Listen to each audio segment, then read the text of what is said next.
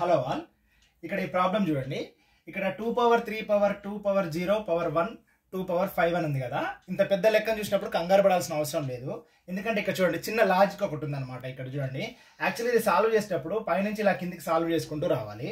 అయితే ఇక్కడ ఏంటంటే మధ్యలో మనకి ఇక్కడ 0 ఉంది కదా.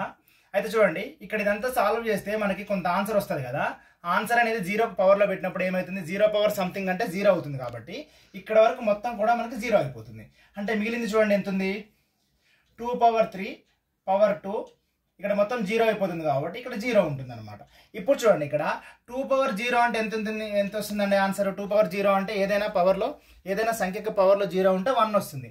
కాబట్టి ఇది ఏమవుతుంది అప్పుడు 2 పవర్ 3 పవర్ ఇదంతా ఏమవుతుందో 2 పవర్ 0 అంటే 1 కాబట్టి 1 అవుతుంది. ఇప్పుడు చూడండి 3 పవర్ 1 అంటే ఎంత, 3 పవర్ 1 అంటే 3. ఇప్పుడు చూడండి ఫైనల్గా ఏమొచ్చింది, 2 క్యూబ్ అనేది వచ్చింది అనమాట.